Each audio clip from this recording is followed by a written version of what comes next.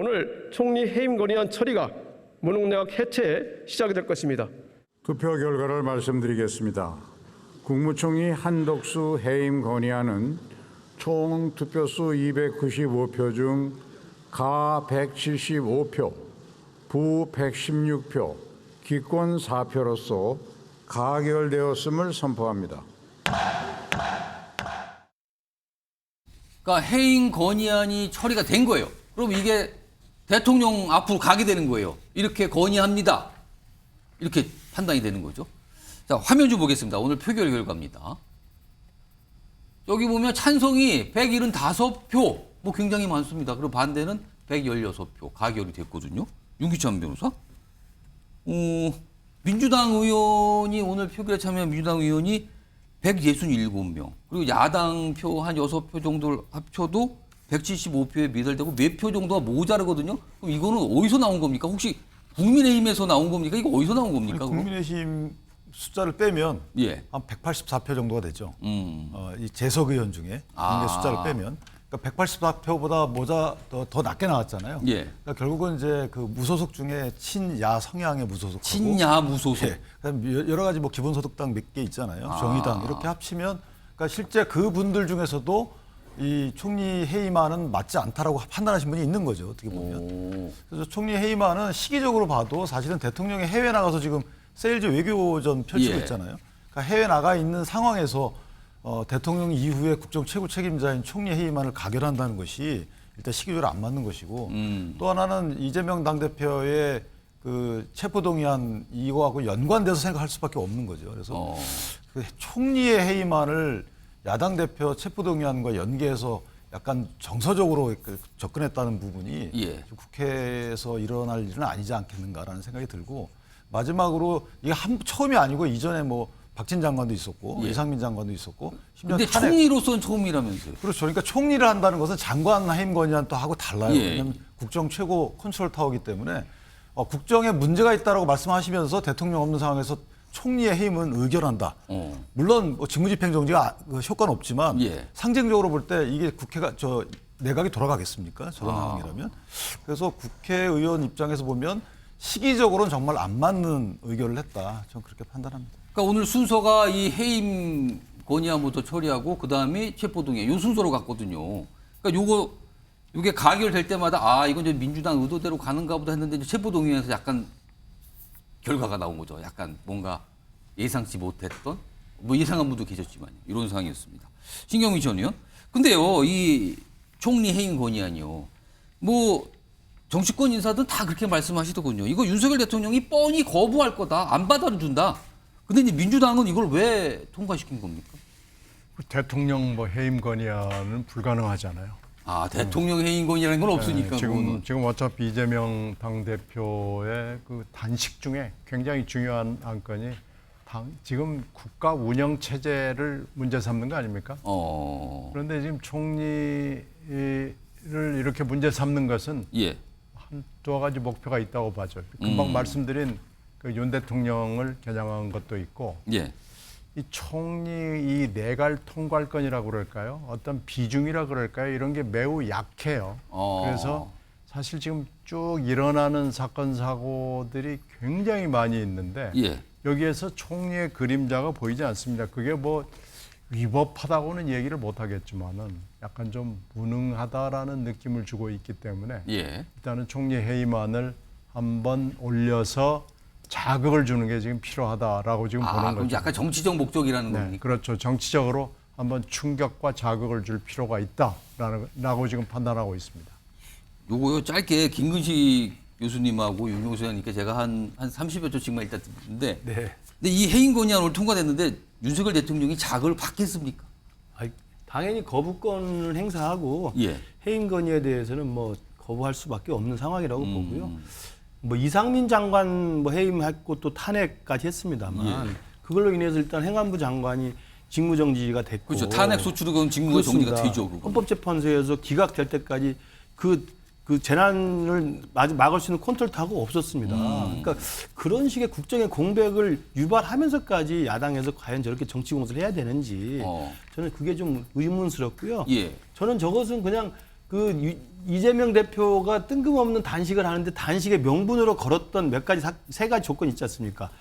단식의 명분으로 걸었던 이재명 대표를 측면 지원하기 위한 정치적 수단으로 총리 해임 건의를 한 거예요. 갑자기 들고 나왔다고 보시는 겁니까? 그렇죠. 그러니까 저는 야당이 거대 의석을 가지고 너무 지나치게 이 정쟁화시키는 수단으로서 총리 해임 건의안까지 꺼내든 게 아닌가.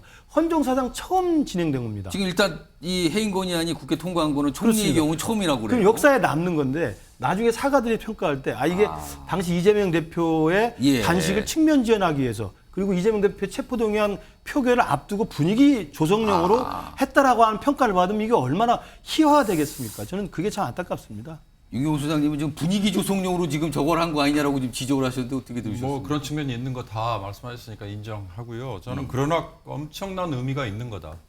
다만 이재명 대표의 체포동의안과 함께 감으로써 이게 희석돼 버리고 묻혀버린 꼴이 됐다. 무슨 얘기냐? 한번 뒤집어 보면 이태원 참사부터 그다음에 오성 지하차도 참사, 잼버리 사태, 그리고 최상병 해병대 최상병 사망, 홍범도 흉상 이전 이런 일련의 사태들 속에 대한민국이 지금 정부가 제대로 작동하는 거야? 무정부 상태나 마찬가지인 거 아니야? 누가 책임을 져? 누가 지휘를 해?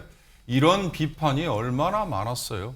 이런 것들이 다 모아져서 정말 대통령에게 뭔가 일침을 던지고 싶은데 야당이든 국민이든 그러나 신 의원께서 말씀하셨지만 대통령을 해임 건의안 할 수는 없는 거고 그렇다고 헌법과 법률 위반이라고 탄핵할 수도 없는 거잖아요.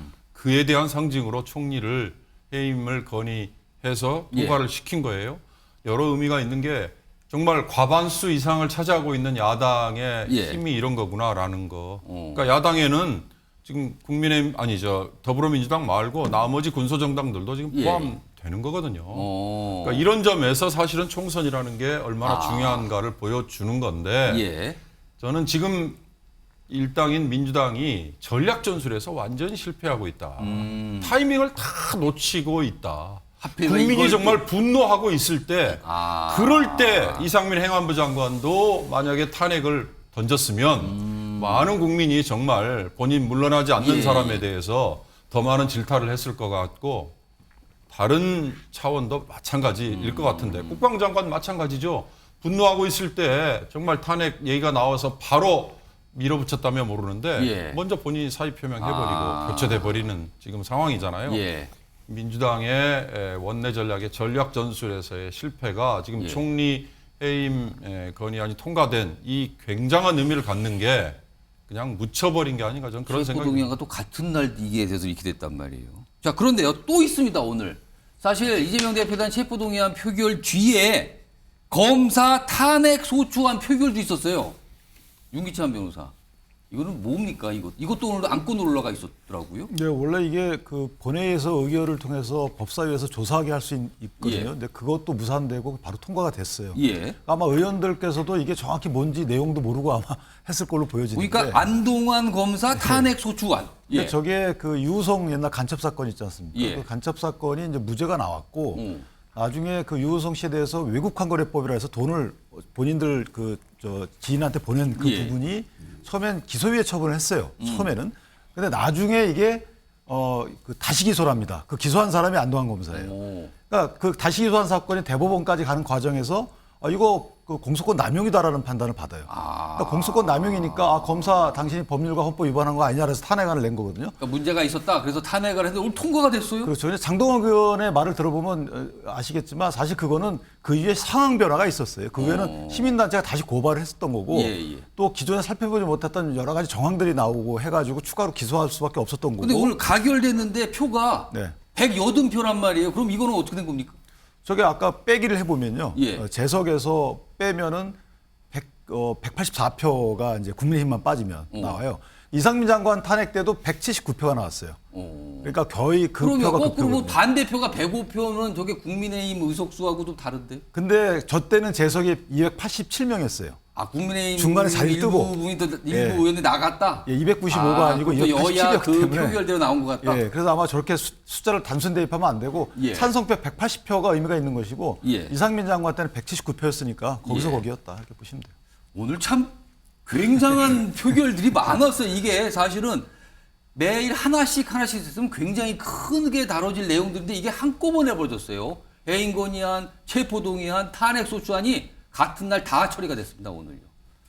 아, 이렇군요. 오늘 대단한 날이었습니다. 생각해 보니까요, 지금요. 근데 김의식 예. 전 실장님, 오늘 원래는 이균영 대법원장 후보자 어제까지 청문회가 끝났거든요. 그렇죠. 예. 그래갖고 오늘 국회 인준 표결을 또 하려고 그랬었는데 이게 뭐 여러 가지 얘기 끝에 미뤄졌어요. 25일로. 네. 자, 근데요. 일단 민주당에서는 부적합이라고 이만 판단을 했거든요.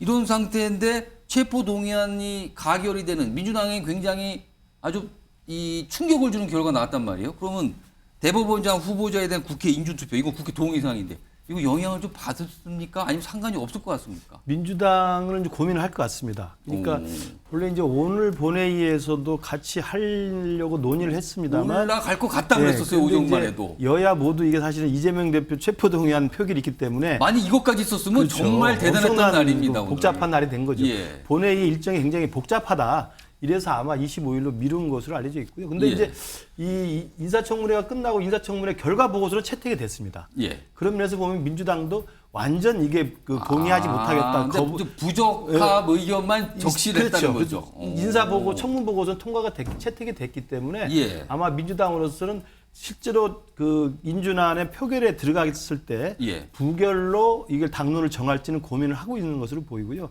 그리고 이제 부결로 하기에는 사법부의 공백이라고 하는 또 역풍이 불 수 있는 그렇게 되죠. 거죠. 이건 그래서 국회 동의 사항이기 때문에 그렇습니다. 공석이 됩니다. 예. 동의가 안 되면. 그럼 또 다시 시작해야 되거든요. 그런 게 있어서 아마 민주당이 이 부분에 대해서는 과연 이 후보자가 적합한지 또 부적합한지 예. 그리고 인준동의 할 때 어떻게 할 것인지 이 부분에 대해서 고민하는데 여기에 체포동의안 표결이 가결됐다고 그래서 홧김에 또 그걸 부결시키겠다 이렇게까지 갈 것 같지는 않습니다. 그건 알겠습니다. 전혀 다른 사안들이니까요. 이것도 좀 지켜봐야 되는데요. 그리고요, 오늘이요, 사실은요, 여야가 첨예하게 대립하는 쟁점 법안, 뭐 노란봉투법, 방송법 관련된 법안 이것도 사실 오늘 표결되는 거 아니냐 했는데 그것까지 상정되질 않아서 그거는 나중에 하기로 했답니다. 대단한 날이 될 뻔했습니다, 오늘이요.